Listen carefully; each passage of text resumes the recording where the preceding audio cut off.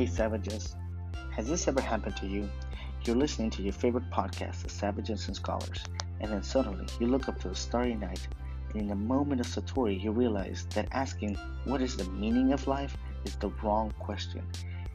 A more realistic question is, how can I bring meaning to life?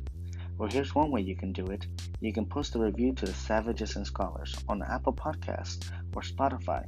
This would mean the world to us and bring you one step closer to enlightenment or Bodhi. I guarantee it. Plus, if you do this before December 7th, 2019, you can enter to win a $50 gift card, which, if you've already reached enlightenment, won't do you any good. But otherwise, it'll be a good day.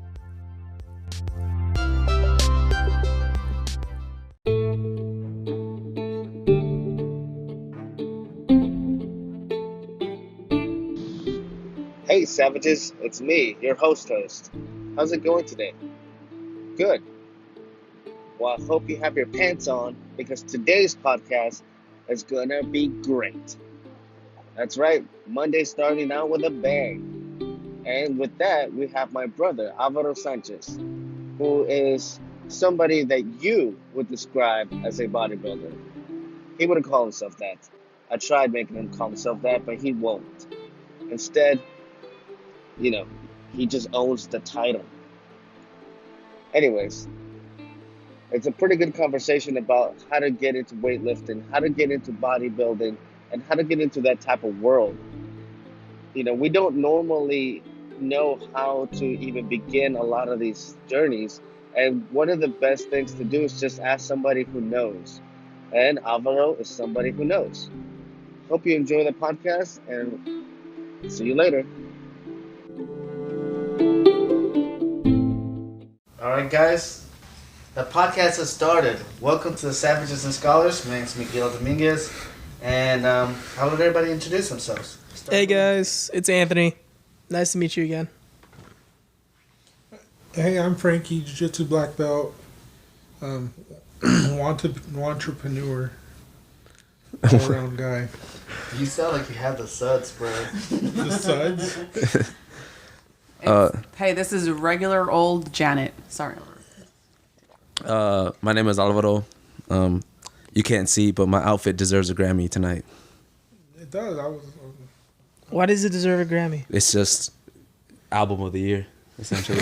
It reminds me of Mike Tyson in his prime, like early 90s. Am I off? You mean that Yeah. picture that he has where he's in his underwear next to a lion? That's the one I was thinking of, yeah. Really? That's Maybe. exactly what I was thinking of a No, different one. he has a lot of pictures where he's wearing like short shorts and nice sweaters or tops and stuff. And Remember that video where... Alvaro's pretty fit, so... Remember that video... I'm where no he Mike was at Tyson in the 90s, but I appreciate it, yeah. Yeah. Remember that video of him at a press conference where he was just yelling at a dude? He's like, I'll eat your asshole alive, you bitch. Yeah. I just saw that one recently. He was just like, I'm gonna fuck you until you like it, or something like He's that. like, I'm gonna fuck you till you love me. Yeah, that's what he Are you said. not talking about the Key and Peele skit? Where, No. Okay. No, That one is based on this. Yeah. I saw that. There's one where he's like, I broke my back. spinal. My back is broken. Yeah, that was his post-fight interview. Yeah. Oh boy. That guy's so iconic. I would have never fought Mike Tyson. Yeah. Never agreed to it. Just depends on the money. What? You think you would fight Mike Tyson? How much money would it take for you to Yes. fight him?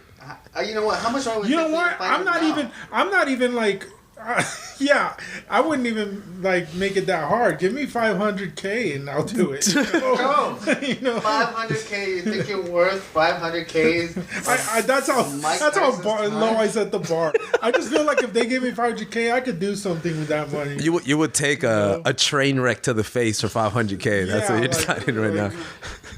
I don't know. I don't even know.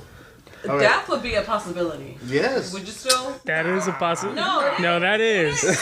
Sure. You guys are hyping him up too much. Well, get out of here, dude. Okay, so you're talking about fighting Mike Tyson when he was actually fighting. Yeah. At his peak. His prime. Yeah. Here's the thing. Here's where most guys went wrong. Oh. Listen up, fellas. All right. Frank is gonna tell y'all All y'all these messed guys up. that Mike Tyson like literally sent into another realm. They were trying to box against him. See? That's crazy. You pull out the cat. Ain't no boxing after. So what are you gonna do? Like I like to say, dude, this gun a black belt, bro. This gun is a black belt. I would like take a page from like maybe some of Mayweather's book and like turn my back to him whenever shit got too deep. Because just turn your back and they can't hit you. Then hit him with a steel chair. And hit him with the steel chair. That's how you get hit with a steel chair. Now, He came out of nowhere. I just feel like you would, if this was happening for 12 rounds, you would make him angrier. No. He would I He bit someone's ear off, Look, bro. You're talking about someone who got angry Okay, and Miguel. decided to bite someone's ear off. Let's be realistic, okay? I'm not gonna go 12 rounds with this guy. I'm not crazy. Again, I'm not boxing. crazy. It kind of sounds like you're crazy. It sounded like you said 500K, right? Nobody said You were like, for 500K, in the you contract. put me against a lion, I'll fight it. In the contract, does it say I got to go 12? No, I hope not. I would try to go 2 max. I would throw some jabs and then hug him real tight. And then wait till you separate. You don't think that he would also be aware that there's only 2 rounds, and therefore he would barrage you with punches? I don't know, man. I think you'd be able to make it 12 rounds. You remember when Homer Simpson fought that guy? Just got hit. Yeah. No, I would. 2 rounds is the most I would hope for, and maybe I would get knocked out. Probably. Hopefully. Hopefully this gets to Mike Tyson, and he's just like, "Hey, Frankie, I heard you were talking shit on the podcast." But, He would be so cool about it now. He's just like, nah, it's okay. Oh yeah, he smokes tons of weed. Yeah, now he's a weed guy. Hey, dude. But no, okay. Now that I think about it, maybe I'd hold out for more. Like more money, not more rounds. What changed your mind? I'm just Was it because he's on weed now? Punching the numbers. That's not much nowadays, fight wise. How much did that YouTuber got paid recently for that stupid boxing fight? Logan. Oh yeah, Logan Paul. To some rapper or something? Yeah. How much did he get paid? I think they're both YouTube guys. Yeah. So how much? I don't know how much they got paid. But y'all know that? How much they They got had paid? to make at least $1 million each. Look it up, somebody. That's kind of crazy. They were actually trying to hit each other. Yeah, they were trying to box each other, but they both don't know how to fight. Strategy. You literally said it out loud now. Yeah. You think that somebody would pay for you to turn around? Yeah, you think someone would pay for you to throw ass at Mike Tyson for 2 rounds, dude? You ask these questions, okay? Hold on, I got the numbers. 1 second. Oh, you got the numbers for the fight? Go ahead. Here in a minute. Go ahead. You ask these questions, but people do it all the time. With Mayweather McGregor. That went 10 rounds because Mayweather was turning his back to him whenever McGregor got a little too aggressive. Okay? That fight was crazy. I remember when that fight was going on. That fight was wild.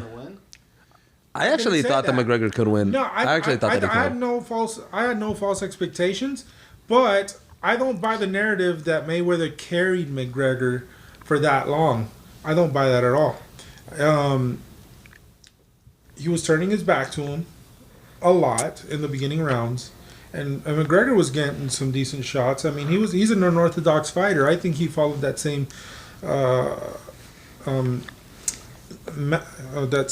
method of not trying to box, but using his style, because he understands distance and timing. He's not Mayweather's level boxing wise, but he has pretty solid concepts of distance and timing that gave him an upper hand in the beginning rounds. I mean, Mayweather's definitely on another level. Like he's never. He plays the rules well. And he's good at countering. He's good at winning. Is that what we're saying? Is that what? That is. He's good at winning within the rules of the game. Yeah. He's good at winning the game. Yeah. He's good at winning at a game. You have put the rules of the game, and he was like, "I know how to play this game," And he does it extremely well. He does it so well that he's never lost. So, how much of these guys? How much? But he's not ready for Frankie's chair out of nowhere. So how much do these guys make? So Logan Paul and KSI earned 900,000 guaranteed apiece. So both of them That's 900,000. almost a million. Almost a million. And I'm sure they made another 100K somewhere. Yeah, off of bets, something. other places, and sponsors. yeah, Something. no doubt. That's Yeah, crazy. that A was a whole million meal. Is that how much you would hold out for? Yeah, I'd try to hold out for $1 million. And then you would just give Mike Tyson your butt. He could knock me out like 9 times out of 8. 7 times out of 10, I'd recover. 9 times out of 8.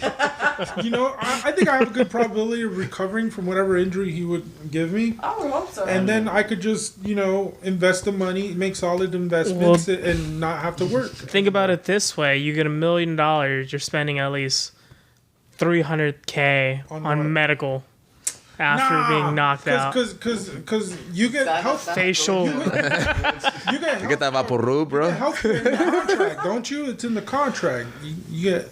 In this imaginary contract, I'm not It's in sure. the contract. What is this magical contract? No, that's your health insurance. You get 3 wishes. $1 million and health coverage included for any injury sustained in the fight. You hearing that? There we go. You hearing that, Mike Those are Tyson? my terms. Sign the contract. Sign the contract, Mike Tyson. it, bitch. Oh man. Oh, well, Alvaro here is actually a bodybuilder. Or I guess you still consider yourself a bodybuilder? Or you consider yourself more of an athlete? Or how? I mean, I don't know. Like, I don't even know what I'll consider myself. I just have to, like, lift heavy things for at least an hour and a half every day. I like it. Yeah, I would say that's the extent of it. I don't know, like... But people consider you a Oh, yeah. bodybuilder.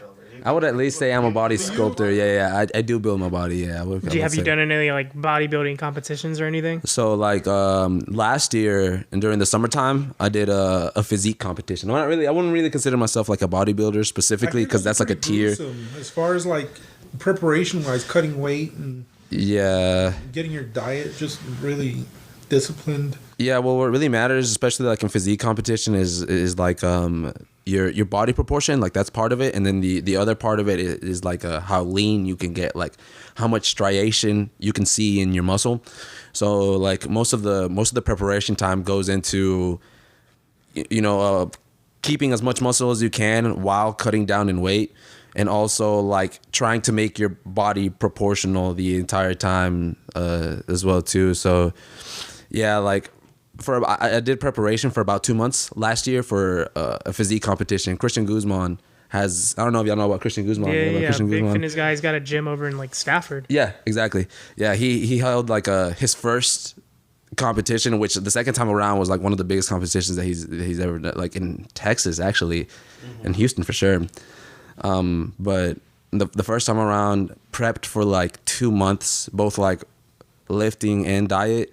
Ended up getting second place, so took a lot. But yeah, like you said, it's a lot of like dieting and being at that low body fat for that long amount of time is like From what I understand, it's the best. kind of more stringent than like getting ready for a jiu-jitsu competition, diet wise, and Right. and like dehydrate.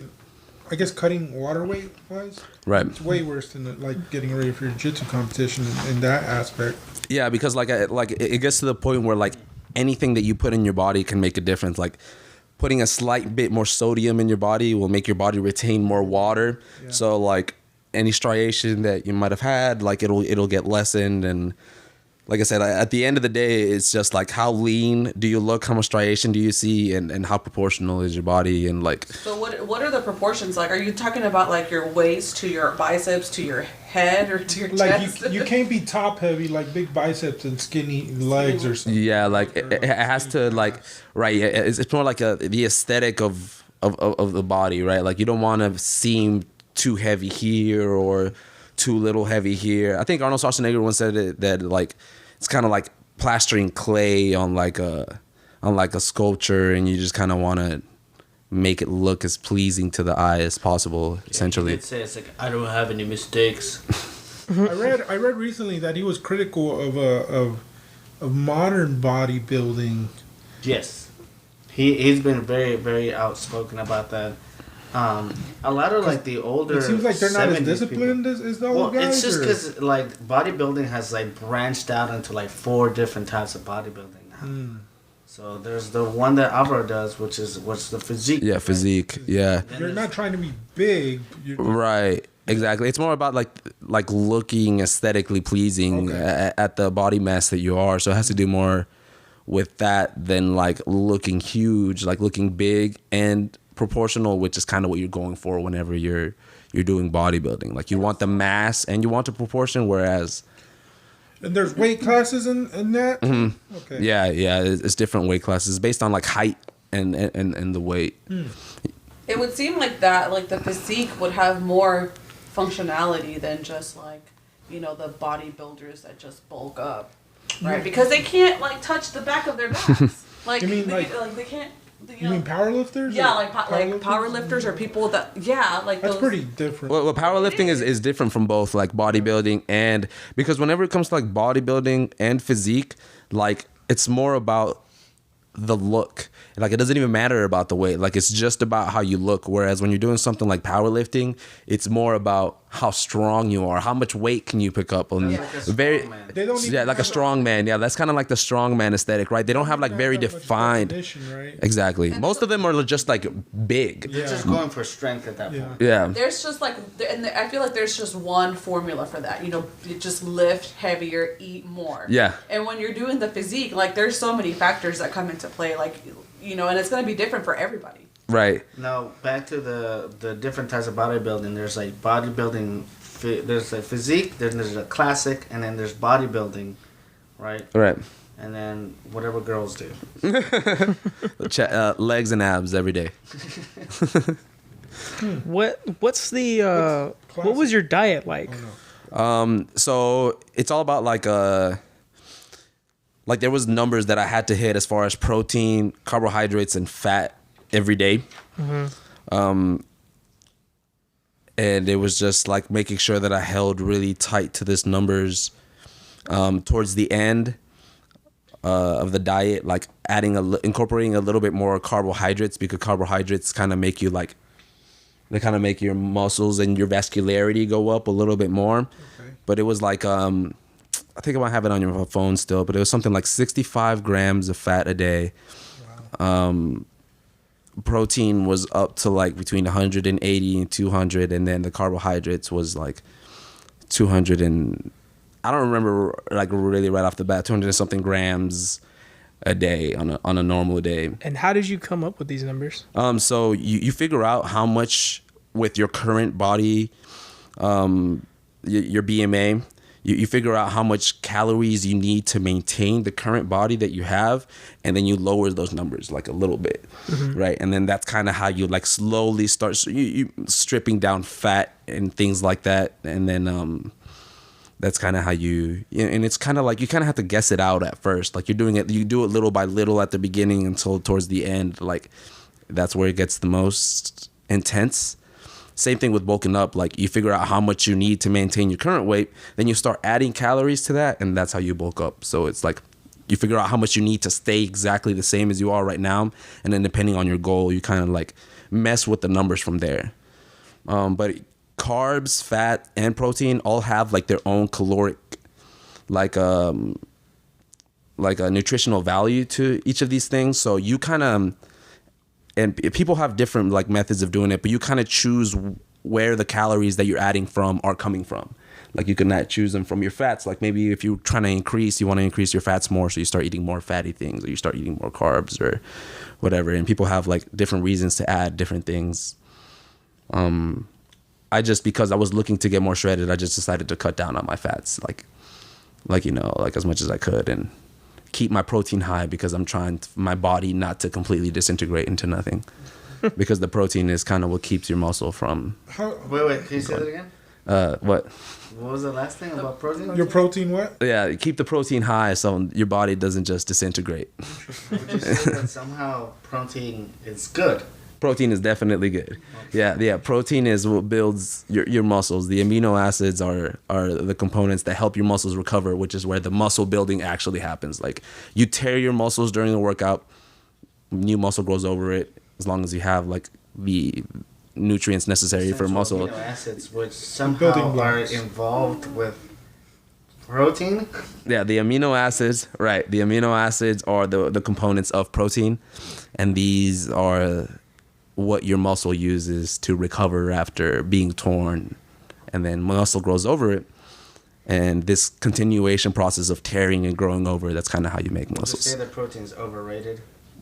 No, protein is where it's at, is where I would say. Okay, You heard it from Frankie? No, we can touch on that. Let's hold on. Let's keep going. Let's keep the rhythm going. We'll come back to it. We can circle around. We're gonna give him more time to think. No, I got. He wants to say something, he just doesn't know what to say. He can't say anything against results. The results don't lie. Results do not lie. I guess not. So, like, whenever you go into a workout, right? Let's just say that you're gonna go work out. Right. We talked about this the other day, but I thought it was kind of interesting. What is it that you're looking for in your workouts? Like, are you looking to, you're like, I know that whenever I work out, I sometimes feel like I want to go savage. I'm like, all right, today I'm just gonna go as hard as I can on everything. And then there's days where I'm like, I have to stick to the plan, or there's days where I'm like, I'm just gonna move up a little bit more in weight, like where I try to be like lift really heavy, and those are all different. How is it that you do it for your body? Yeah, that's like there's different ways that I kind of go into my workouts, but like if you were gonna tell someone that didn't know how to.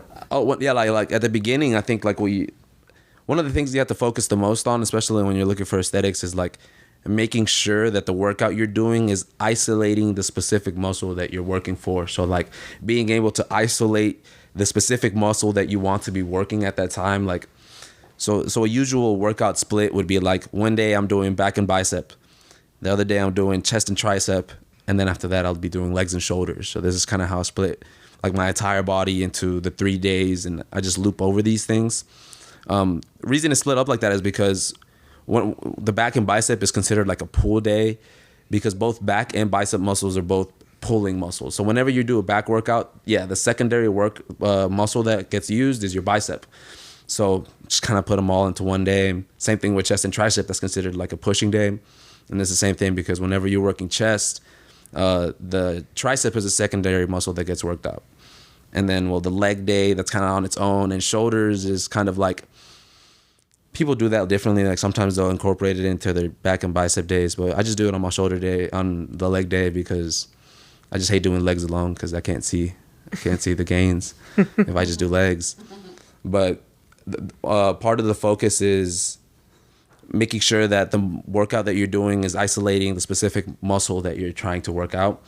And you can feel this by getting a pump. Like if you're doing multiple bicep workouts, after a few, you will start feeling all of the blood on your bicep. And that pump just means that your blood is sending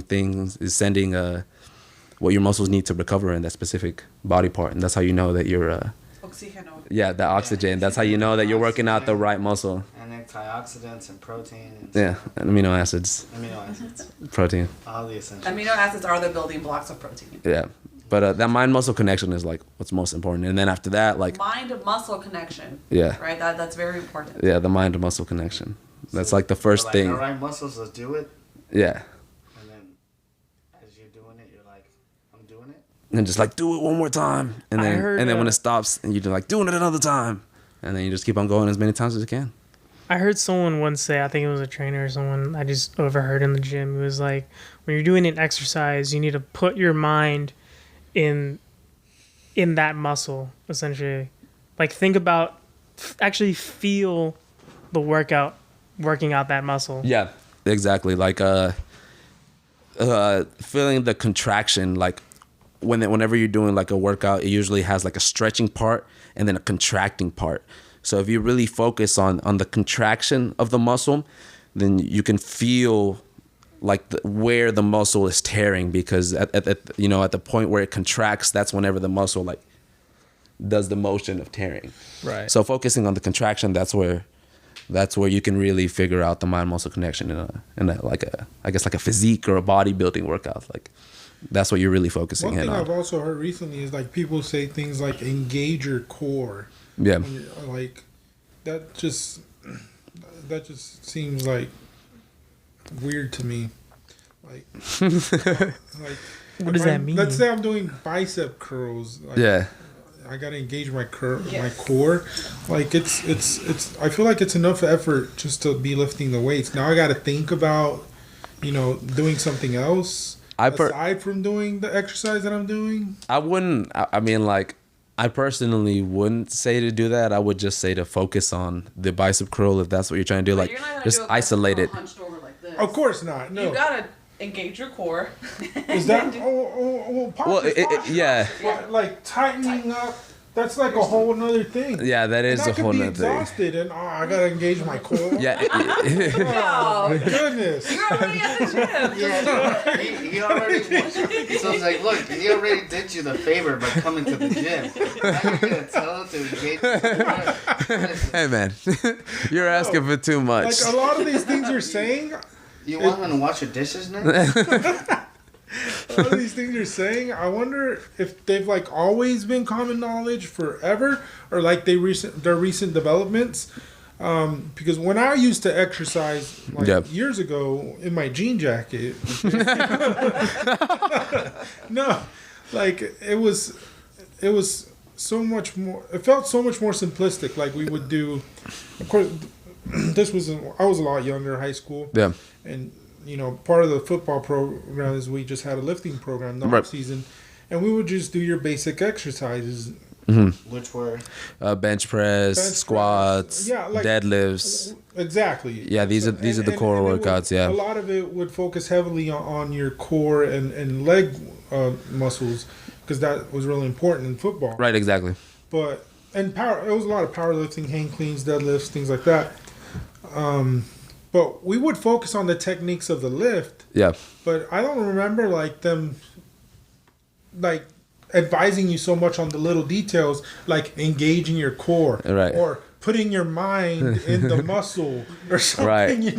No, we just go balls out and be done with it. Well, exactly. Well, I think in that case, like what would have helped you more for football wouldn't be specifically thinking about one muscle while you're doing a workout. It would be being able to make explosive force, strength. right? Yeah. So like they really didn't focus on the specific muscle. Like they were just focusing on you being able to explode force. Okay.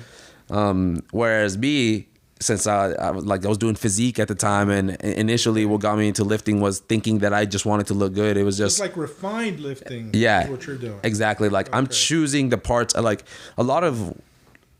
It's so hard to explain these things to people, but like part of like lifting for a long time is like looking at yourself in the mirror and being like, okay, like I think here is where I'm lacking a little bit. And when I see myself, like I see a little disproportion here because this muscle seems to be bigger than this muscle, right? So then whenever you see where you're lacking, you're like, I have to isolate this muscle specifically to make this one grow. So it'll be proportional to the rest of the muscles on your body. So then you have to figure out what movement specifically gets that muscle to work. And then, try to do that movement without using any other muscle, with only using that specific muscle. And for that, you need to realize where the contraction is happening, from that specific muscle. And whenever you figure that out, then you're working out only that muscle, whatever that is. That's in contrast to me using a kettlebell and then just because a kettlebell is like it's like a full body thing, like any kind of movement. It's more like an explosive exercise. It is. I always think of leg drags. I think of doing like the leg drag motion as I'm lifting up the kettlebell. Yeah. So it's always like really explosive. And that's like multi-muscled, right? So like you need to do that like compound motion in order to work all of those muscles, and that works better for you. But if you only do those workouts, you won't get refined muscle look. And if what you're looking for is like a refined muscle look, then you have to start specifically hitting the muscles that you think are not you really popping have up. to focus. I mean, on what you're saying, you really have to focus.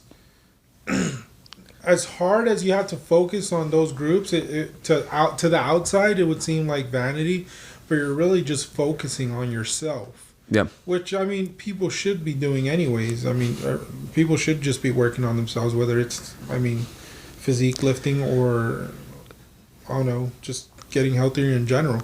Right. I mean, the way that I see it, like, of course, like people think because I want to look good is like, I guess like a vanity thing too, but it's not easy either, you know? It's not easy. The way that I see it, it's built-in discipline. Like if you look at me and you see me, like, you got to at least know you can that. apply that discipline to anything. Imagine, I mean, it's like you can do anything. I would say that that's like one of the first things that lifting actually taught me. Like lifting was one of the first things that I like actually did that I stuck to like for a long amount of time. And that was when I had one of those realizations like, oh, like it turns out if you just do something disciplined for a long amount of time, like you get wherever you want to be.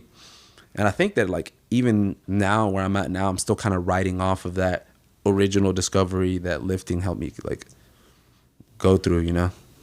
Yeah, I think like everybody who does any kind of discipline kind of finds that. Yeah. That's like I feel like I felt that too.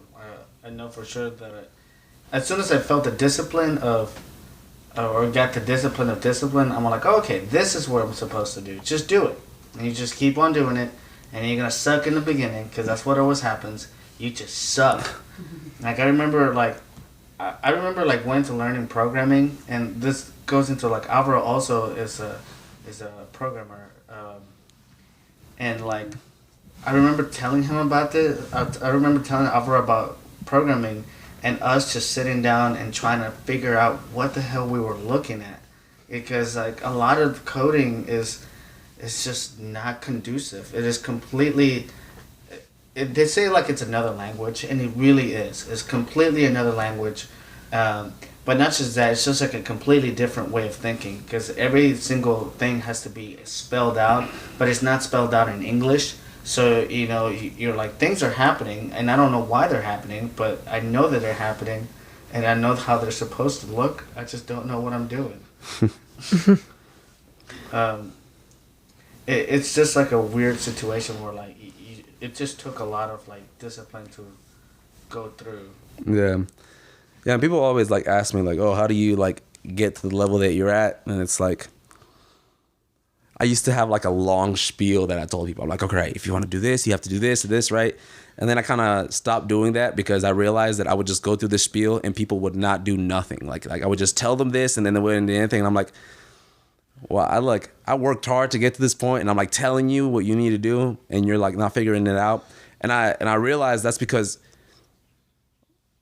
like the real important part whenever you start lifting is like, okay, what you have to do is you have to go to the gym and you have to go lift for an hour to an hour and a half, and then you go home, and then the next day you do it again, and then you do it again, then you do it again, and then once you have that down, then you can start focusing on the other parts. But like the first thing is just do it. Yeah, you have to go. Condense it into an elevator pitch.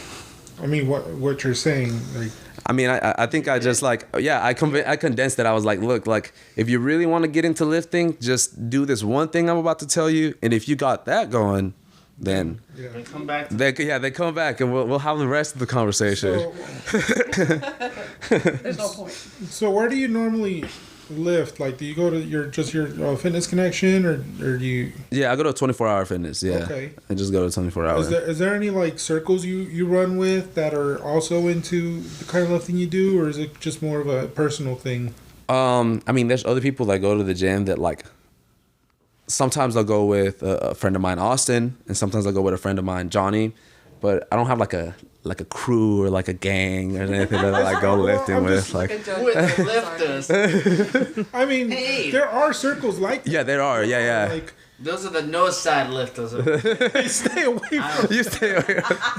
What you guys doing over here by the kettlebell? Like, is there a Gracie Baja of lifting? You know, and then there's your other schools and the tournaments come around. You just. No, so like just kind of side eye each other until your division starts. Well, no, like one of the things that I actually noticed when I went to the competition was like people were asking me who trained me, and I had trained myself completely both like in diet and in lifting during these 2 months. So my guess is that most people who do competing, and this is kind of what I've seen from like people I follow on the internet and stuff, they'll have like one trainer and they'll work with that one trainer specifically, and that's about it. It's never like like a group of people that like it's more about like if you're doing like a bodybuilding competition or physique, you have one trainer and you're working with that one trainer, you know, or you just train yourself because it's more of an individual thing. You're not really. You don't need someone else. Yeah, exactly. Maybe you need a spotter, but you got your trainer. Right. Or exactly. You got yourself. Got yourself. That's right. You're gonna lift the weight. That's so. And that's actually like one of the things that like there's a lot of self-talk if you're by yourself working out at the gym, you know, and if you can like self-talk yourself to doing a good workout for an hour and a half, like that's pretty good. Like it's hard. Does your self-talk sound like uplifting, or does it sound like a major? Is it like the meme of that guy pointing in the mirror, like, you know, like? Yes, it's like that one. It's like you're gonna lift it again. Yeah, and then you're gonna be like, you're tired. You just lift it one more time. Like it's just, yeah. And then sometimes like because it depends. Like sometimes you'll just do a set, and this isn't for me personally. I don't know how other people are. Like sometimes I'll do a set, and then I'll finish it. And then I'll be like, I didn't do enough that time. Like, I feel like I could have done more. I didn't do enough. So this next one, I'm going to do until I can't feel like I do no more. Like, I'm gonna do it a little harder, and then I'll do it.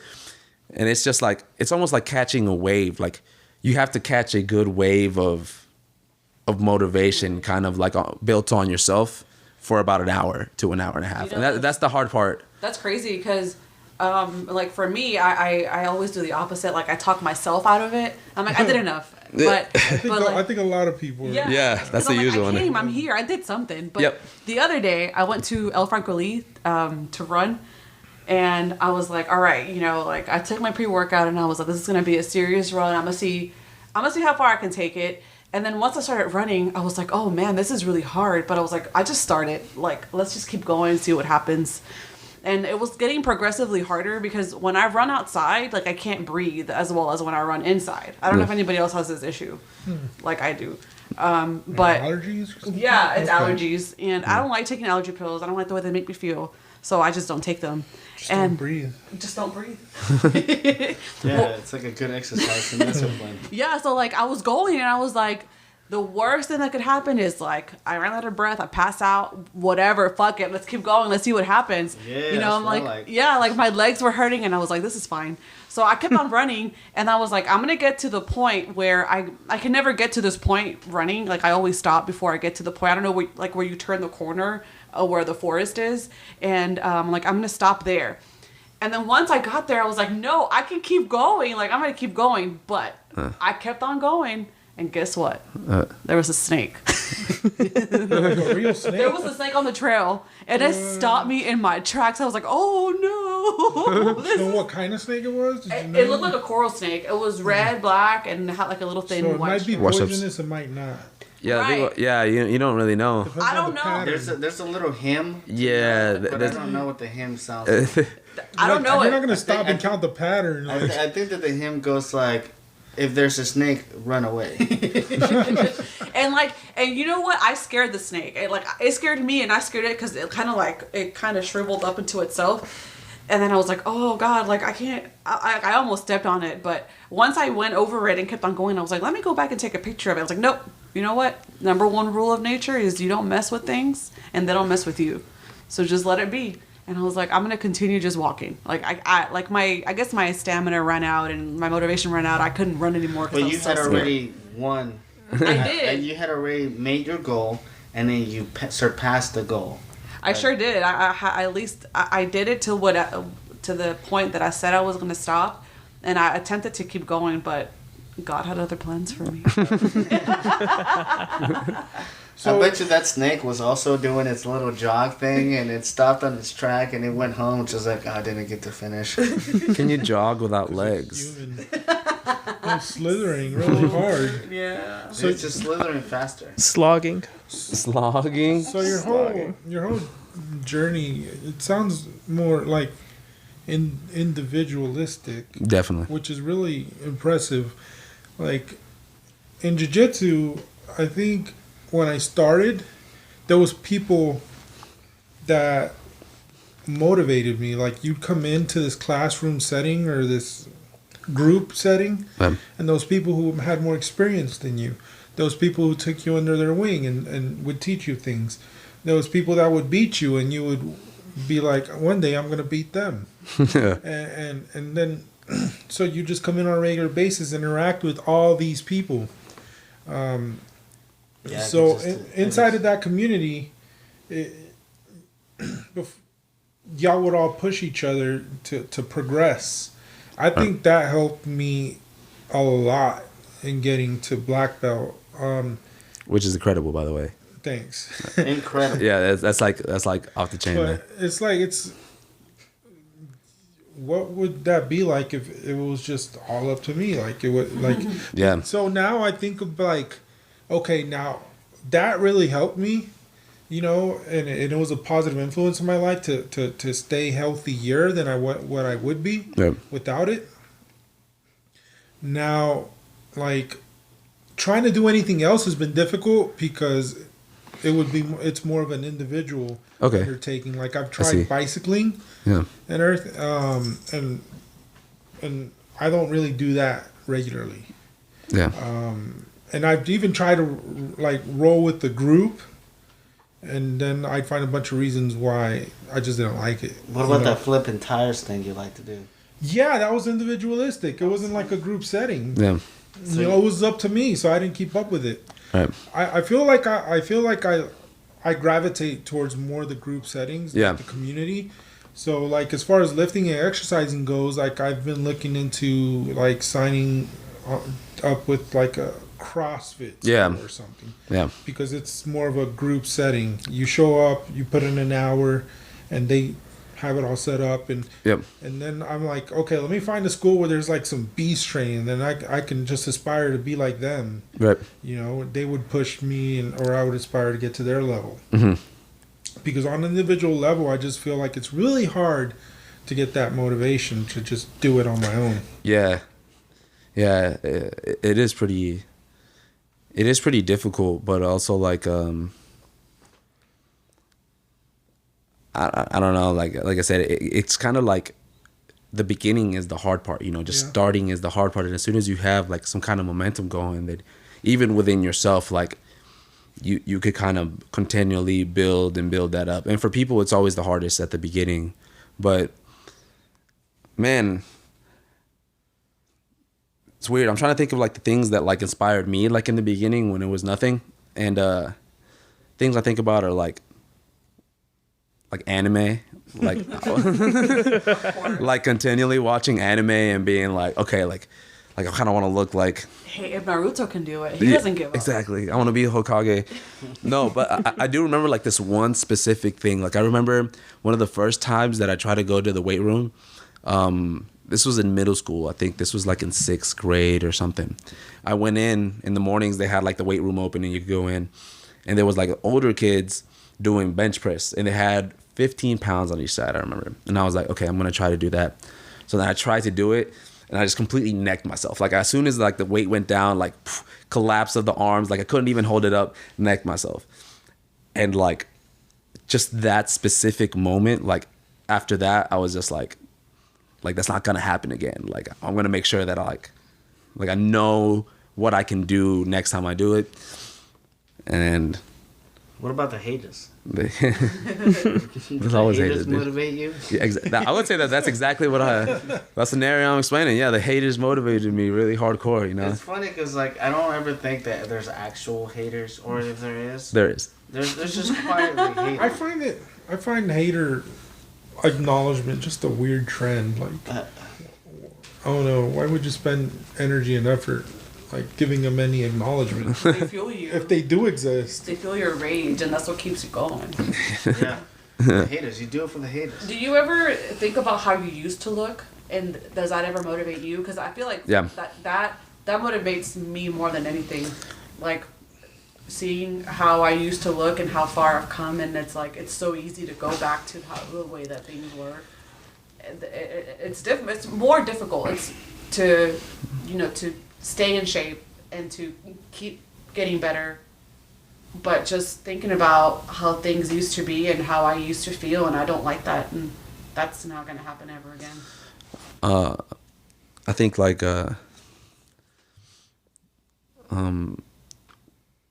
that's when when you first start lifting, it just hurts. It just feels like pain, right? But then whenever you start seeing the progress in the mirror, that's when the pain turns good. There, at least that's what I remember from mine. Like whenever I started seeing the thing, I was like, okay, like, and then now when I go to the gym, it just feels good. Like the more it hurts, or people call it hurt, right? Because whenever I work out with people, they're like, oh man, I'm in so much pain. But I'm like, oh, this feels good. This feels like a good workout. This feels like a good workout. Like that lactic acid buildup in your muscles. There was if you don't have that the next day, you're not happy with yourself. Exactly. I'm just like, where's my lactic acid at? Yeah. There was a quote by Arnold. I can't remember. It was in some documentary.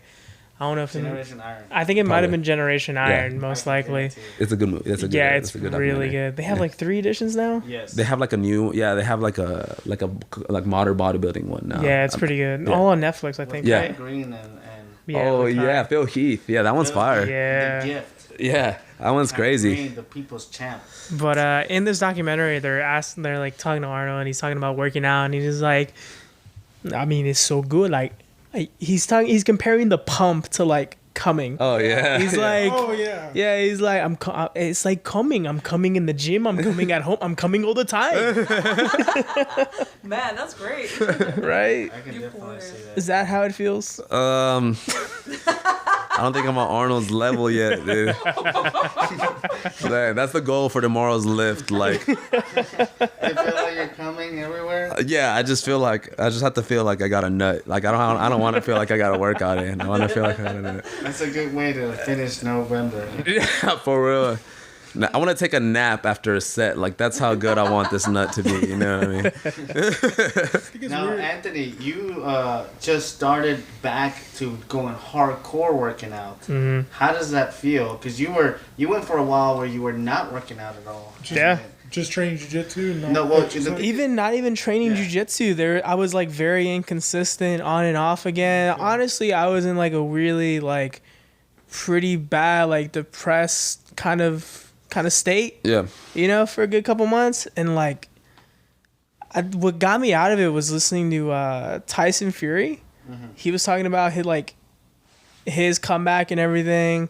It was like a montage of like him and the Joe Rogan podcast. Nice. He's talking about how he's dealt with depression, how he got out of it, how he came back, and like that really like lit a fire under my ass. And I was like, yeah, fuck, I'm not gonna feel like this anymore. I don't want to. I hate the way I look. I hate the way I feel.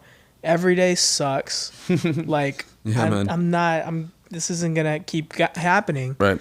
So, like Miguel said, I've been training a lot more consistently. I'm going maybe 2 times a day, at least like 2, 3, sometimes 4 days out the week. Nice. Because I work on the weekends, Friday, Saturday, Sunday. 4 days, Monday, Tuesday, Wednesday, Thursday, I'm off and I do whatever. So I just take that time and just train and work out. Yeah. Because that's what I want to do. I want to feel better. I want to look better, you know? So doing this, and especially doing the workouts with Pablo and Miguel and all the rest of the guys, it's really helped, like having that routine and having that like camaraderie, having that group of people like you were talking about, Frankie. Just having that group of people does wonders for your motivation and like pushing yourself. Yeah. Because if I was doing it alone, I know like I wouldn't be able to do it alone. Like it's really inspiring that you're able to go yourself, motivate yourself to keep going and pushing yourself even further. Like me personally, I can't. I'm not on that level yet. Yeah. I aspire to be there, but I mean, but that's why y'all do jujitsu, yeah, right? yeah. It's more like a team effort. The Like, community you- aspect, I think, really. You're right about that, cause bodybuilding like is, or at least the way I've done it has all been like just me all of the time, just me thinking about myself, just me like what you have whenever you have a team is like you have other people that can keep you in check. Yeah. You know, so you don't have to put all of it yourself, where you could have someone else that kind of like crowdsources that motivation for you. So yeah, it's yeah, you're right. It's difficult to kind of keep it off that, but I mean, I've gotten to a point where like I just don't think it's possible for me not to go to the gym for like a few days without me feeling, because even like right now, like 2-3 days without go to the gym, and I'll feel different. Like I'll feel like, okay, like something's going on here. Like my mood completely changes, and like it doesn't feel normal. Like it feels off. Like if I don't go to the gym, like It's I like you're feel not bad. eating. Yeah, exactly. It's like I'm not eating. Like something is missing. Like there's something that I'm not doing here that I'm needing to be doing. Comfort in that Yeah. that place of being uncomfortable because you're sore Right. because of the lactic acid buildup or whatever. Like in jiu-jitsu, if I don't train, or if I don't train a week or so many days, I don't have that sore feeling or like something's banged up. Yeah, I feel off. Like I'm not happy. Well, I need to I get imagine back you at experienced like being in the zone feeling in jiu-jitsu.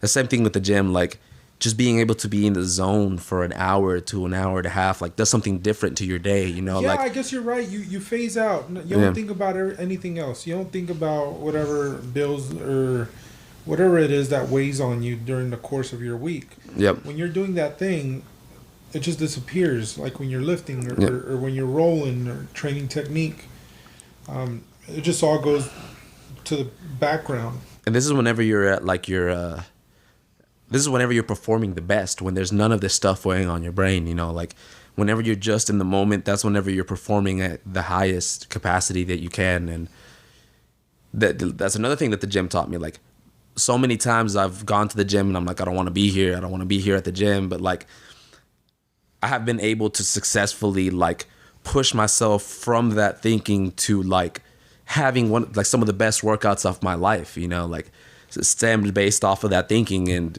it's just like, if I can break myself out of that thinking here, then like I could probably apply this in other spots, you know. And it's just like, for me at the gym is just the easiest because that's what I know. Like same thing with jiu-jitsu and stuff like that, you know, like whatever it is that you do, that's what it's easiest for you to get into the zone in. But it's also like an exercise of getting into the zone. Yeah, too. I know, like, whenever I lift weights, sometimes the way that I see it whenever I'm lifting weights is like, or anything that I'm doing, some kind of endeavor of that sort, where it's hard and I have to, like, push through. And then a lot of it's just being scared for the future. You know, it's just like, I don't want to hurt myself. You know, the kind of, like, talking yourself out of it. You're like, oh, I don't want to hurt myself. I don't want to do anything. So, one of the things that I really try to think about is as I'm pushing through, is like every step is this step. I'm only thinking of this step right now, right? And I'm trying to get to the next step, and then I'll be like, oh, see, I thought you said the last step was the bad step. You know, that was the last step. What does that mean for this next step? So then I step again.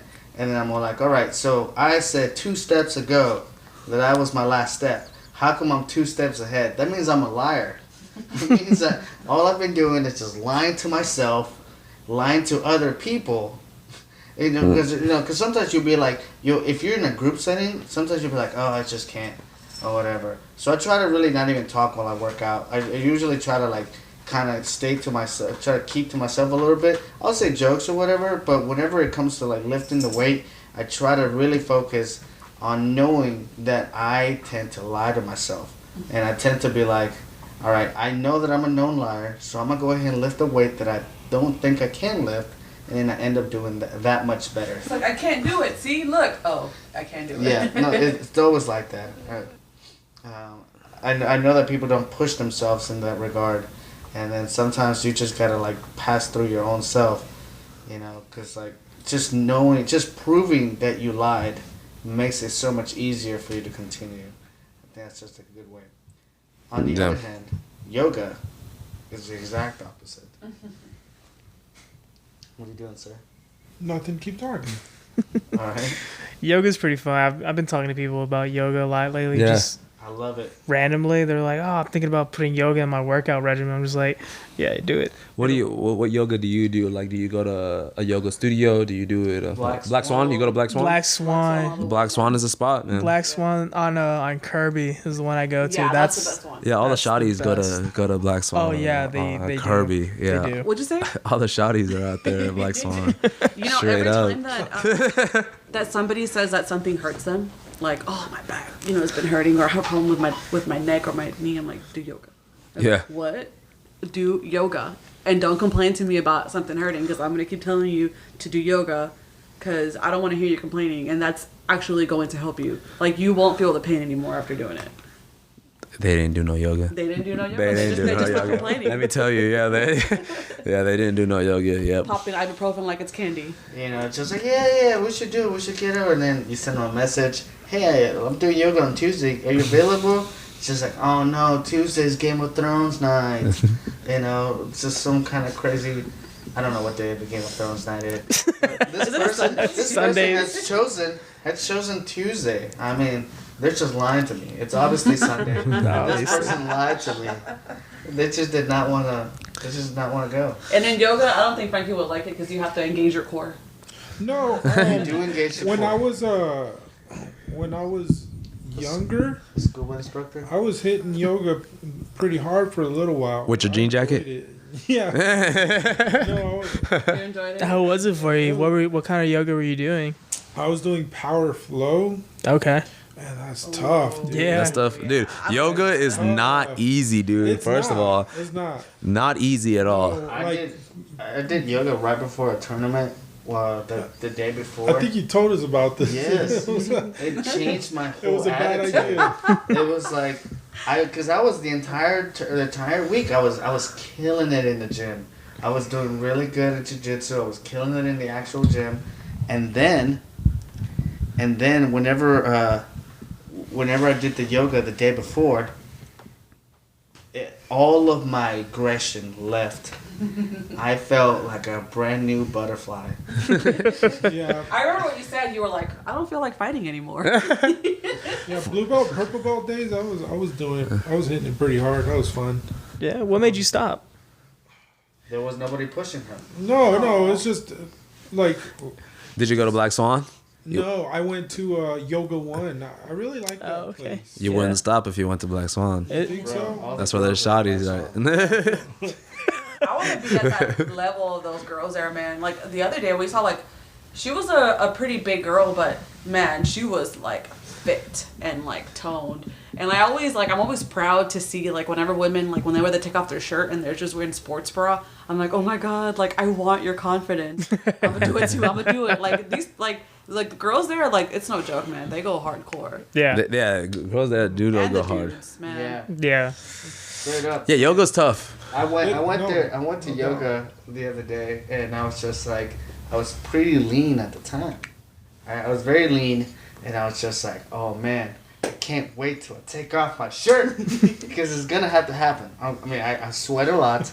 Like I sweat a lot. The reveal. The reveal, according to Alvaro. But so I take off my shirt in the middle of the thing because I'm sweating. I'm sweating all over the puddles, and I'm like, yeah. I took off my shirt and I was really ripped. And then I look in the mirror, and behind me, directly behind me, the most ripped person I've ever seen. I was just like, I thought I was the ripped guy, dude. No. We're supposed to all. He should have gone with me. I would have waited. I would have waited to the next class so that I could be the ripped guy. And this one, now it's just some dude without a shirt. And You were the only one doing that comparison in your head. There was nobody. Yeah, everyone else is not even paying attention. Yeah. I bet you he was. He was looking at you. He's like, look, he's about to take off his shirt, and then I'm gonna ruin his whole day. Dang, his reveal was that much. You made his reveal way better. You made his reveal way better because. Now I don't know if it was that or if it was just one of those things where he was just like where he was worried about me as well. but I was worried about him, and that's all you need to know in this situation. I guess. He probably wasn't even. No. thinking Yeah, he knew he was shitting No, on that you, guy bro. was trying to open his third eye. Here I was just being like, oh no. I saw My this muscles really big. funny. Maybe y'all seen it. It's a funny parody video where Mahatma Gandhi walked into like a modern yoga studio and he was just like, "This is bullshit." You know? But it's funny how yoga's here is more fitness oriented. Where, But why would Gandhi do that? well, he's Indian and yoga's from India, and like he comes in his traditional dress, and all these people are in like spandex and have a special yoga mat and making up yoga terms, and he's the whole time he's like, this is all bullshit. This isn't how we do it, and they're telling him he's not dressed properly, and he's like, this is how we do yoga in my country. He's like, that's some fire. Have you guys seen the yoga documentary on Netflix yet? No. What? Yoga documentary? Yeah, there's a new one about Bikram yoga. Oh yeah, I heard about that. Oh, Yeah. I heard about. There's been so I heard about Bikram yoga. Yeah. Yeah. Is Is it good? Is it about the cult leader? I'm not sure. I thought he just was, like, honestly, I sexual don't know. I offender. haven't watched it yet, but I saw I was looking I'm through gonna like watch it. upcoming things on Netflix, and I saw it, and I was like, oh, remind me about that, and then it's out now. But bottom line, Wait, parody. before you continue, I want to get back to Frankie's point from earlier about people being like, "Oh, this is not how we do it over here." All right, so I had a conversation with someone. I'm not gonna name them, but this person he said that he was a minimalist, and Air quotes. I did air quotes. And he didn't look very much like a minimalist, but I was just like, whatever. And I just made fun of him, right? I made fun of him because he said he was a minimalist. Didn't look like a minimalist at all. And then I started looking into it, and I was just like, you know what? This minimalism thing, I had looked into it before, but I didn't actually pay that much attention to it. And I saw it again, and I was like, I actually really do like this, philosophy, this thing that it kind of lands on. I contact him, and I'm like, hey, man, you know what? Remember how I was making jokes about your minimalism stuff? I take it all back. I think there's something here.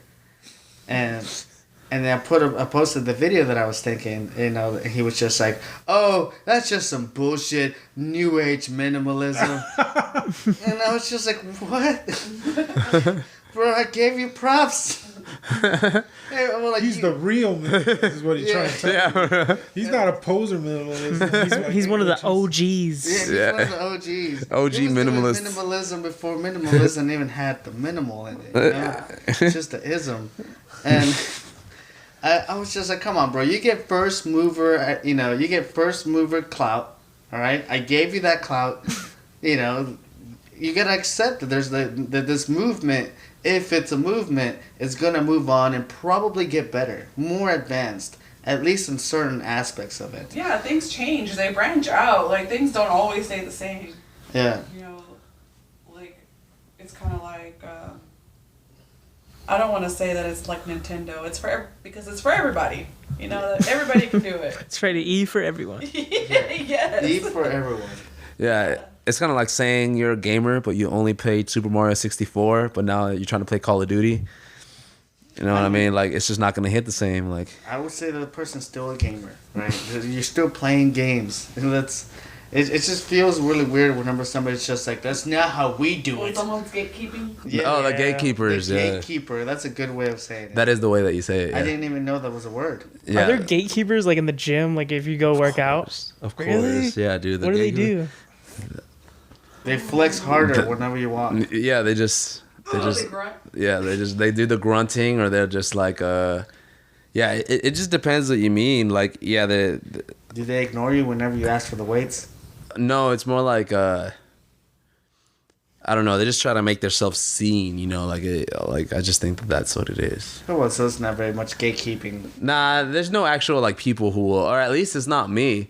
Maybe But- they're just the regulars, like the people who were there before you even started, and will probably be there. Okay, Like, so yeah, I think you're right, because I'm some of that people like when I see new people at the gym, I'm just like, this motherfucker ain't gonna last. Look at him. Already? Yeah, look at him. I have also said that about other people in jiu-jitsu, and they have completely subverted my first initial thought. Like, I remember going against this guy named Jules, and like the first time we rolled, and I'm like, this guy's probably not gonna last. Straight up #1 at purple belt in the world in his weight division and class. So Dang, you were Recently wrong. promoted to brown, right? easily promoted. to Oh, nice. Brown belt, Yeah, Jules. Good old Jules. Yeah. But if he wants some smoke, I'm still here. Just saying. Just sign the contract, Jules. Just sign the contract. Sign the contract. 500,000 health insurance. 500,000 health insurance, dude. You have to pay for my kid's college, Just saying. right? I mean, if Don't sell yourself cheap. yeah, but I wasn't trying to gatekeep at that time, but it was just something that That's what I mean. Like, I'm not like, I guess like outspokenly a gatekeeper, but like, there are people who I have actually seen long term at the gym, and they just like, they're doing things with like wrong form continually for years and stuff like that. So like, But even then, I don't say anything. I guess then comes the question: Is it better to?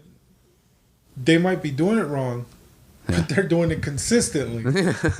So I mean, yeah, but do they cancel each other out, or is it still a plus? No, it's definitely a negative. That's a It's negative, definitely a yeah. negative. Like if you're running opposite of the goal, you're still running. They're right? lifting, but you're not. they're exerting effort consistently. I mean, if you're But talking, they're doing it wrong. Granted, they're doing it wrong. What's the etiquette on like correcting form? Like one person to another? You mean Yeah. like one person correcting? I don't know, man. Like, how often have you done it? Do you ever? I've correct never anybody? known. Just because like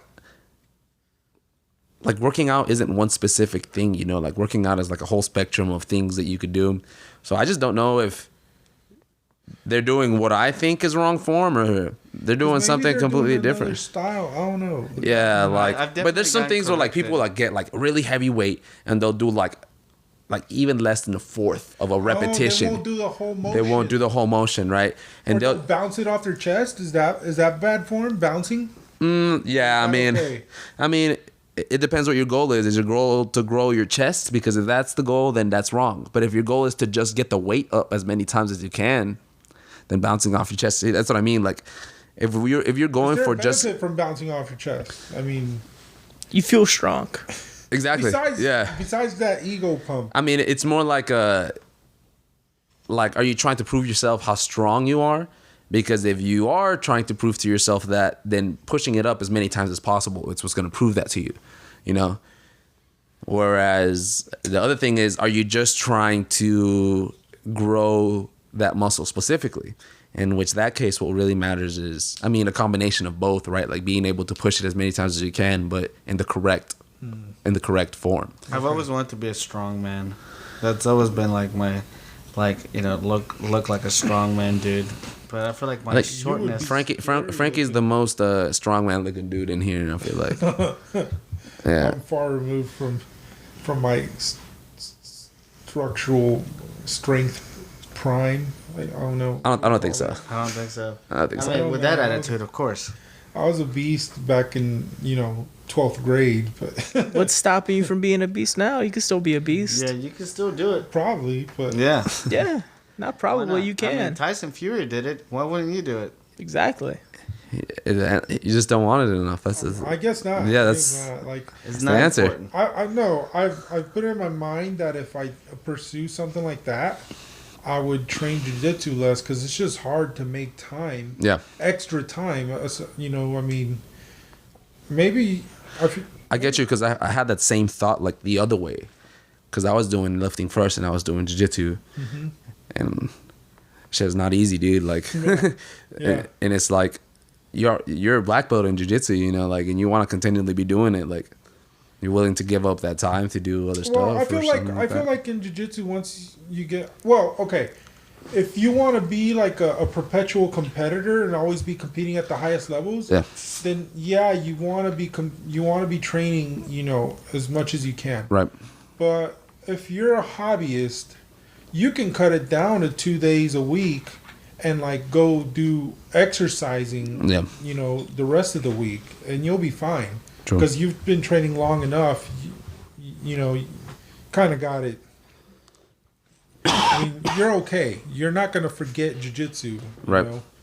I mean, but don't expect to train 2 days a week and then go train in the adult division, at Pan Am's or something. No, it doesn't work that way. Right. But as far as like if I want to get physically better, then before I got a competition coming up, I would probably want to go get into a regimen of 3 days a week, maybe train just twice a week, and I would get physically stronger. So is your goal right now like try to be as good as you can in jiu-jitsu? No, I actually want to get. I would like to get physically stronger. Yeah. Like get better strength and explosiveness. Whenever you make like that switch where you're less focused on like being the highest level of jiu-jitsu and you're more focused on like making your body or focus on that stuff, then that's when you'll start. Okay. Or that's what I'm saying. Like, that'll be the point where you start doing more workouts and less jiu-jitsu, or Probably. Like, okay, being the highest level of jiu-jitsu, that just require. I don't have any aspirations for that right now because I just have a lot going on to train 5+ days a week. Like multiple sessions during a certain day. Yeah.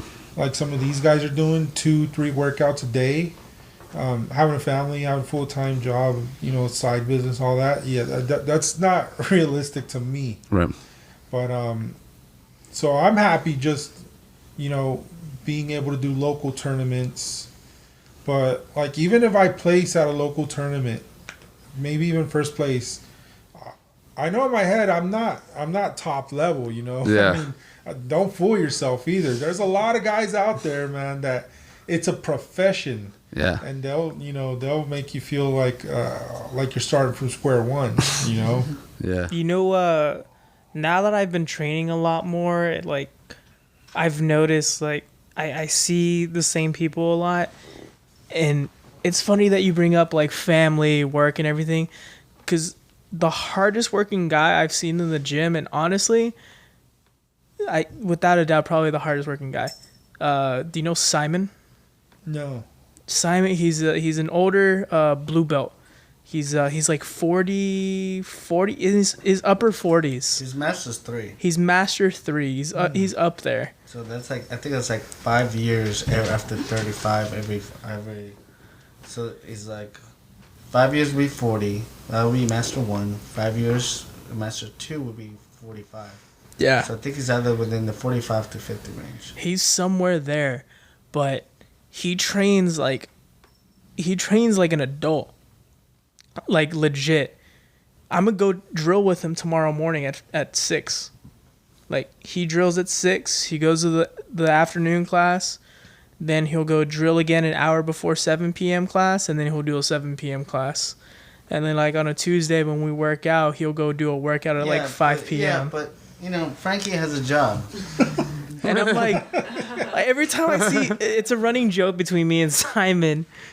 We're like, we look at each other and we're like, you don't have anything else to do? And I'm like, Simon, you don't have a family? What's going on? Like you Does just he does. Okay. He has his wife and he has his 2 kids. Yeah, but Frankie has 2 kids as well. He has 2 young kids. Wow. Yeah. I mean, they might require more attention. Young kids do require a lot of attention. Yeah, he has 2 young kids. Like, I think both of them are in the jiu-jitsu program at Pablo's, but That's a plus. yeah, so for sure. Does his But wife That's train? what does it. his wife doesn't train. No. That's No. But I mean, he does have his own company, so he is offered a little bit more flexibility when it comes to that, I believe. There might be flexibility or there might not. It Well- just depends on the company. Yeah, well, I think he's just kind of crazy. Okay. he admits it himself, but he made it work. he made it work. Made it Like work. I heard him say that for the 11 class, he takes off and he tells like the people he's working with he's going to lunch. So he'll go train, not really eat. He might like eat in the car or something, go train, and then go back to work. Good. Yeah, it's crazy. Like, he's one of the people that just inspire me and motivate me to be better. Like, I'll be like, if I'm at home, if I miss a training session or something, I'm like, Simon's there right now. I'm such a bitch. I do that, like, sometimes, especially in tournament times. Like, I'll go home, and then I'll be like, all right, a good day. I'm going to go ahead and go to sleep. And I'm in bed. And then, like, I just get up, and Janet's like, what are you doing? And I'm putting on my shoes. And I was like, I'm going to go to the gym. It's like 2 a.m. in the morning. I go there, there's a guy, like, huffing really loud, like, ah! That guy's always there. Oh, man. 2 a.m. gym sessions are great. The 2 a.m. gym is the best. I would recommend it for anyone. Yeah. It's only motivated people there at the time. Or like really weird people too, but yeah. Oh, yeah. Really weird people are always Yeah, really weird people. There's this guy, Squirrel Guy is what I call him, the 24-hour. He's like this older guy. Sorry, I missed that. Could Whoa. you say it again, please? They were hearing us. I've only seen him when I go like past 1 a.m. And all he does is he gets like on the pull-up bar, and he doesn't pull up. He just wiggles forward and back. He kind of has like little like things right here, which is why I call him Squirrel Guy, because it kind of looks like a flying squirrel, because he's kind of like going like this. He's just wiggling. But he's just wiggling. Yeah, he like hang on it, and then he'll like his body will be wiggling forward and back. Bro, what if his job? What if his job is actually hanging off of like buildings and just trying to break? He's like replicating the wind. Yeah, He's replicating the wind. He's a window cleaner. Exactly. Like, right. I go up to him and like tell him that his form is messed up, and then he tells me he's a building hanger. And what am I gonna tell him then, dude? All I'm gonna be, I'll be like, oh shit, this guy. I'm an idiot. We're talking to one of the best in the world. He's the #1 building hanger ever. Squirrel Guy. That's the Squirrel Guy. He goes by too. Squirrel Guy. Yeah. Follow me on Instagram. All right. So to finish off, what do you expect to get out of whatever thing you're doing? Alvaro, I guess your main focus right now is bodybuilding in terms of that. But for you would be like jiu-jitsu. What do you guys expect? And Janet, whatever it is that you do. So what do you guys expect to get out of it? How deep do you think it can go? Well, right now, like you know, like Frankie said, there's a lot of stuff getting in the way. For me personally, like all I really do is, you know, go to the gym and do yoga, go to the park. I don't do jiu-jitsu or like bodybuilding, but what I want to get out of it is, I guess, like the energy to just keep me going, right? Like, you know, there's something to be said about going to the gym and having a good workout and having those endorphins and just like being set for the day. You know, like once you got that in the bag, you know, you kind of get the momentum going, and that's what I like about working out. You know, like doing it in the morning. You know, nothing wrong with going at night. You know, waking up the next morning, I feel great, refreshed. Like, it's just that, like, just the energy to keep me going. Because I know it's all downhill from here, man. It's not a good attitude. I'm being realistic. It's not a good attitude. I don't like it. Well, that's that. That's for you. For me. I say, if you're specifically talking about the lifting, like what would I want out of that? I think I want to look good forever. Is there something that you would like to, how deep do you think you can reach? How, like, I mean, you reached really deep for this summer shredding. Yeah, I weighed myself on the scale on summer shredding the day that I did it, and the scale checked like your BMI, like your body fat and stuff, and it said that I was 6%. I don't know if that was true or not, but That's pretty low. 6% is, yeah, it was pretty crazy. It was a lot. I think my body, like, I'm still riding off of that cut, because I'm pretty lean and I don't watch my diet nearly as much, you know, as I did during that time. I've been able to conserve quite a bit, so I think I'll have to do like a bulking, like I'll have to bulk up a little bit, and then I'll have to do another one of those lean cuts, and then just, like, you know, 2 step forward, 1 step back, 2 step forward, 1 step back. Do you think you can get to Arnold level? No, that's That's impossible without steroids. Yeah, he admitted that he was on steroids at that time, and that everybody did it. Yeah, like truly like natural. I'm not gonna get anywhere near that. Pump it up, bro. Yeah. Oh yeah. That's the goal. Like, go as much as I can, natural, and then, whenever I need it, whenever I can't alone, like, gotta do what you gotta do. Yeah, I think so. Yeah, I was thinking that. That's a good move. Whenever you get older, just to stay on top of it. I like it. It's technology. What about you? Like, how deep do I want to go? What I want to get out of it? Like, you've already a black belt, so this is like a really weird situation. The black belt's just a consequence of being consistent, right? Right. The black belt just shows that you are an expert at the highest level. I'm sorry, is that not correct? I mean, yeah, that's one way to put it. So I've been doing it since the jean jacket days.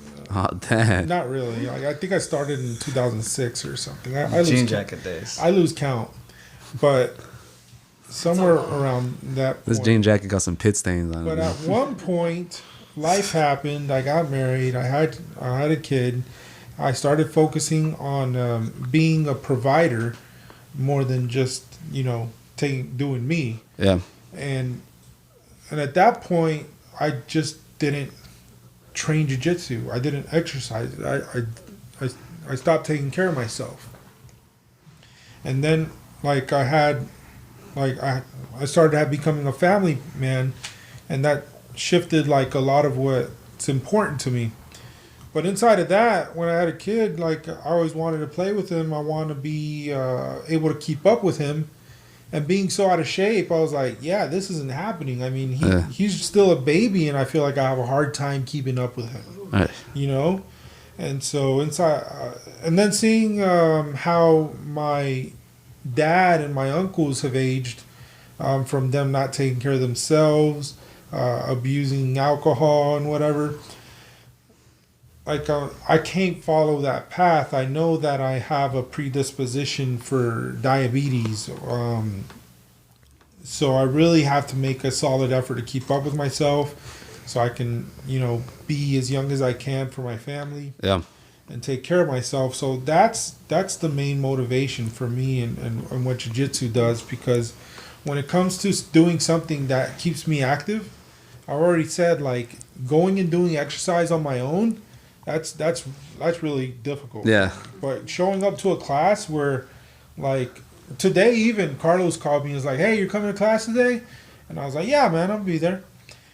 I was planning to be there, but he was checking on me. Right. Like, if I was like, people join Fitness Connection or whatever, nobody checks up on you. You right. know, it's all up to you. Yeah.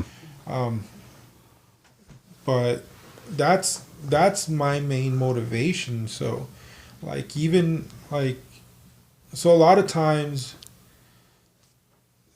so inside of that, sometimes, like, we'll do tournaments and like, you won't get the results you wanted. I don't know. I guess I approach it like, even if I don't get the results I wanted at a tournament, I'm still better off than if I was just doing nothing. Yeah. I mean, I got third place or something, or maybe I didn't place, but I'm still better off health-wise than, if I was just sitting at home watching football or whatever. So as far as that goes, I feel like I'm already winning. There you go. But there's always room for improvement, of course. And yourself, Anthony? Yeah, I'm interested for this one. What do you feel about yourself? Like, how deep do you think you can go? How deep do you want to go? On, like, as far as, like, training jiu-jitsu and everything? Yes. Honestly, man, like, I'm not even trying to go deep. I'm just trying to, like, be alive. Like, on it, like, I really do struggle with depression a lot. yeah. And so it's been keeping me, I feel like doing all this, training so much and trying to, be there as much as I can, it's helped as a distraction from all that. Kind of gives you a purpose, kind of? In a way, yeah, it does give me kind of a purpose. In a way, yes. In a way, no. Because I'm not really able to compete at the moment. I feel like training and everything, the purpose of training and everything, especially in the environment we're in, so you can go out and you can compete and you can win and you can do all this. So right now I do kind of feel like I'm just in there, and instead of making the purpose to go out and compete, it's more just about self-improving at this point right now, and really distracting myself from the way I feel internally. It does give me a purpose in the sense that I know I have to go, like I know I need to go, so it gives me a reason to get up in the morning. Otherwise, like I can literally just stay in bed all day and just self-pity, all that BS. So really what I want to get out of it, I just want to be in a good place mentally, physically. Like I gained like so much weight these past couple months just because I was in this constant, like I would, maybe I'd eat shitty one day and then I'm like, man, I'm such a piece of shit. And then I'm like, I feel terrible. I'm not going to go train, or like I'm just going to go home and sleep. Like, it's just a constant negative feedback loop where you do one bad thing and then it snowballs, and then days turns into weeks turns into months, and now I'm at this point where I'm at. So I'm trying to get right physically, get right mentally, and then hopefully with this new job and everything, I'm trying to work up and build up like my PTO days, my vacation days, and what I plan on doing eventually. Like, for example, I probably may not go travel to like a different city or something, or go out to go compete, but at least Houston Open, I just want to be able to compete at least once a year at Houston, save up that time, use a vacation day to go compete. Traveling and competing so consuming because you got to pay for the entry, and then you got to pay to take yourself there. But it is very fun. It is very fun. The coolest thing about competing, like traveling and competing, I mean, competing, whatever, that's cool. But just the best thing, honestly, is just being there with the team. Hanging out with the bros. Hanging out with the bros at the tournament, at the hotel, at the gym, in the sauna, or whatever, if you're still cutting weight. Afterwards, going to get something. Like, that's the funnest. Yeah, like, you take a road trip with some people, stay in the same hotel room, whatever. That is the best part about Sharing misery. Sharing misery together. It really bonds everybody. Alvaro were in the sauna whenever we had to compete. The day before. Straight up. Yeah. We like snuck into the sauna too. We didn't even pay for that one. So you planning to do Houston Open in March? Is that a plan for you? Or no? Yeah, that's the plan right now. Cool. Sign the contract. Sign the contract, Houston. Sign the contract. Sign the contract. Yeah. So It's gonna happen. So I got a question before we start wrapping up. That was the wrap up. Before we officially finish. All right. Before I say it's okay to finish. All right. Oh. I'm sorry. I'm really curious. So like you've always espoused the benefits of keto and other similar diets. Recently, Pablo's said he's gone vegan. I don't know how he's going with that. I know Carlos told me some of his struggles, like, but is that something you've been looking into? Do I plan on going vegan? Or how does that come across to you? All right, in a very small format, I've researched a lot about diets and a lot about how to eat, and everything that I have found has pointed towards, this dichotomy. It seems like it's really weird because like I always hate it whenever people give you like these answers where they're like, you should have a little bit of this, maybe a little bit of that, but like it seems like in terms of almost everything that has to be like homeostasis, it seems like that's the best way to do it, just to have a little bit of everything so that you don't mess up, because you don't really know. Now a lot of people have like a bad, like they have like a bad immune system, so a lot of people have to just only eat meat. I've heard that yeah. And then there's other people who like went from like eating a normal American diet to like eating only vegan, plant-based, and then that has changed their lives completely. I think that the best thing to do, or at least if I was to tell you the best thing I'm doing right now, is I just kind of, make sure to pick and choose the kind of carbohydrates I eat and eat more protein and more fat. So like I'll eat a lot of veggies, I'll eat a lot of salad, and I'll eat I mainly eat whole foods.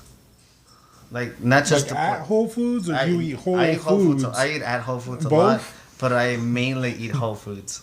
Everything that I eat, or everything that I'm trying to shift, is towards that. I'm trying to eat towards like a lot of real food. Yeah, salads, meats and stuff like that. Yeah, I toyed with veganism and years ago, and it didn't go well. But you have to really learn how to supplement the stuff that you're missing out on whenever you eat on meat. That's the hardest part that people don't do. Like, there's a lot of vitamins and specific protein components, amino acids, going back to that are only in meat and really hard to find in like just plant-based things, and I've figuring out how to do that. Like bodybuilders and stuff, and even professional athletes seem to be able to pull it off. Yeah, but those are. I mean, I also see that they're professional. But they also supplement. They supplement with like a lot of protein and stuff like that. So it's not even like they're just being vegan. They're like being vegan plus, another 4,800 calories based off of just proteins during the week or whatever it is that they're adding on. As long as you're supplementing, like, I think that being vegan is okay, but it's the supplementing part that people usually get wrong. Nate Diaz is vegan. No, he's not vegan. He's not vegan anymore? He's a pescatarian. But most people who go vegan do end up going to a lot of people that I know. I'm not gonna say most because I really don't know, but a lot of people that I know have gone vegan, and then from being full big vegan have gone to like some other diet that involves eating some kind of meat or protein that isn't plant based. I stopped eating meats for like 6 months. I don't know if you remember. I do remember that. Yeah. Yeah, it was like 6 to 8 months, and then the one time I got hit with some sickness. And this is a problem that Pablo's hitting right now, where like he got hurt, and I don't know how that's gonna deal with the veganism. It's not gonna be good because his body's used to. I think a solid understanding of nutrition is really important, no matter what change you're doing. Whether you're going meat heavy or plant based, or you just really have to. You can't be ignorant of your body's needs. Right. Yep, agreed. All right, so to finish wrapping it up again, I think so it stands. Protein's overrated. All right, we're done. Okay, bye. The podcast you just heard was made using Anchor. Ever thought about making your own podcast? Anchor makes it really easy for anyone to get started. It's a one-stop shop for recording, hosting, and distributing podcasts. Best of all, it's 100% free. Sign up now at anchor.fm/new. That's anchor.fm/new to get started.